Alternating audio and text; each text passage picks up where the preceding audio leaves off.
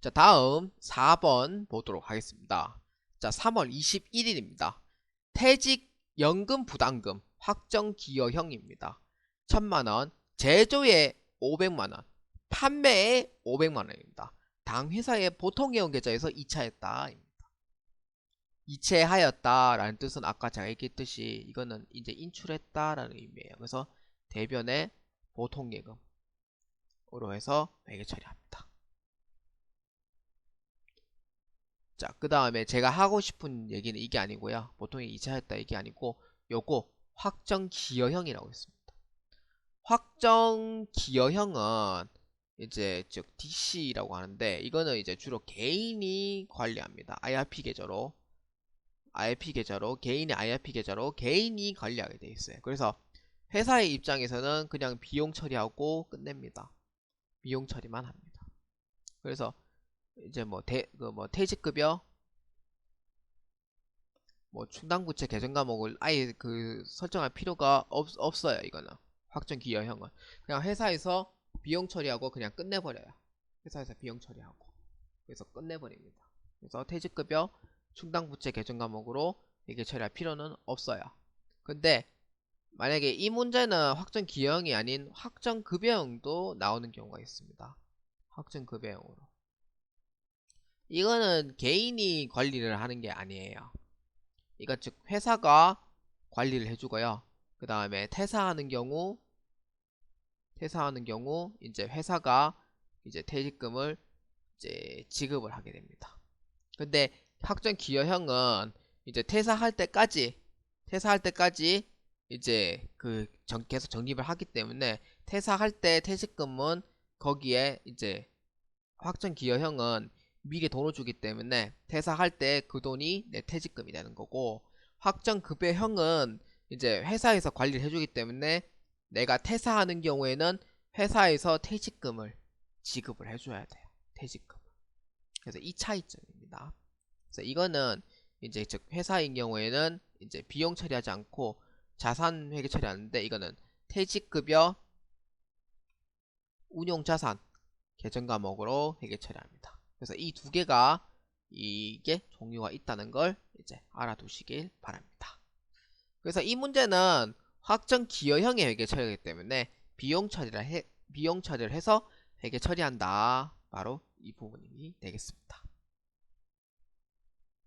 자, 그래서 구분에 보면은 이제 제조 500만원, 판매 500만원으로 되기 때문에 이거는 각각의 퇴직급여 해가지고 비용으로 해서 회계 처리합니다. 그래서 제조는 500번대, 그다음 판매는 이제 800번대니까 500만원 해서 회계 처리하고 대변에 보통예금으로 해서 회계 처리하면 되겠습니다. 자, 5번 11월 10일입니다. 당사는 액면금액 한 주당 만원인 보통주 1000주를 한 주당 12,000원에 발행하고 전액 보통예금으로 납입받았으며 주식 발행에 관련된 법무사 수수료 50만원을 현금으로 지급하였다. 주식 할인 발행 차금 잔액은 없고 하나의 전표로 입력하시오 입니다. 자, 주식 할인 발행 차금은 잔액은 전혀 없답니다. 근데 이게 왜 있냐? 이 자본은 이제 무조건 상계하는 게 있어요. 그래서 주식 할인 발행 차금이고 뭐 이제 할증 발행 경우에는 이제 그걸 먼저 상계를 해줘야 돼요. 없다고 하니까 이제 이 문제에서는 상계할 필요가 없다는 거예요. 상계할 필요는 없습니다. 자, 요것도 이제 똑같이 이제 보면은 이렇습니다. 자, 한 주당 만원이에요. 한 주당 만원. 보통주 1000주를 12,000원에 발행하고입니다. 그럼 대변에는 무조건 자본금이죠. 자본금은 액면금액 만원이에요. 만원. 그래서 만원에 1000주 얼마? 1000만원. 1000만원이죠. 그 다음에 주당 12,000원에 발행했으니까, 그러니까 즉 이렇게 계산하면 돼요. 그러니까 1000주 곱하기 내가 발행한 금액 12,000원에서 액면금액 만원을 빼면 2,000원이죠. 2,000원만큼 그 금액, 그러니까 200만원이 되는 거죠. 200만원. 200만원이 이제 뭐냐? 그러니까 액면 금액을 넘어서 발행했으니까 주식 발행 초과금이 되는 거예요.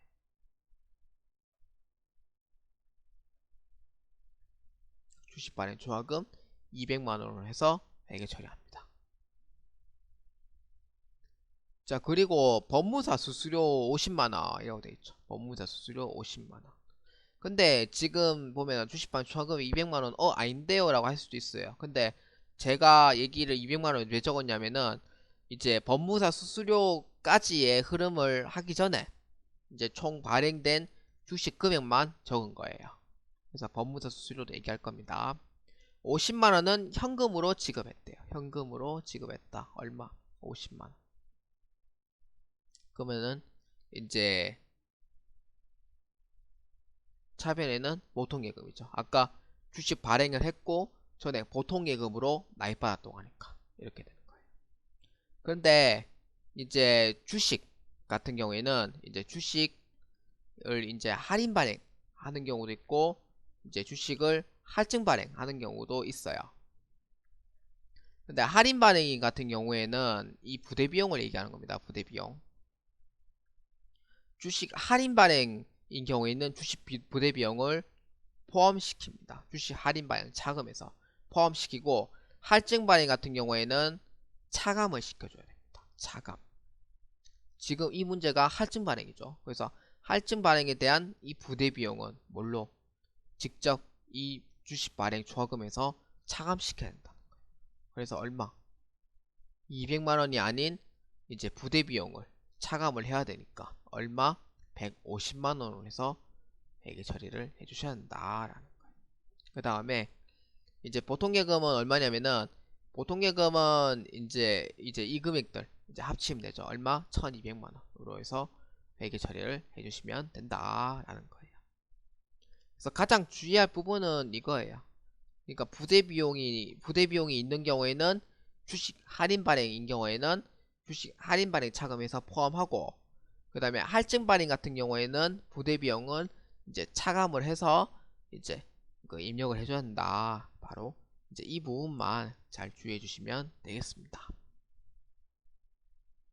자, 그래서 이제 차변에 뭘로 처리하면은 보통예금 얼마? 1200만 원 하고요. 그 다음에 발행 주식수 곱하기 액면 금액 1000만 원이 이제 자본금. 그 다음에 주식 발행 초과금이죠. 나머지 얼마? 그러니까 액면 금액을 초과한 금액 얼마? 2,000원에 1000주만큼 곱한 금액 200만원이 되는 거예요. 200만원. 그 중에 법무사 수수료 50만원 있으니까 해당 부대 비용은 주식 발행 초과금에서 이제 바로 없애줘야 됩니다. 50만원만큼. 150만원. 그 다음 나머지 현금으로 해서 회계 처리합니다. 자, 문제 1번은 이제 여기까지 하도록 하고 다음 문제 2번으로 넘어가도록 하겠습니다.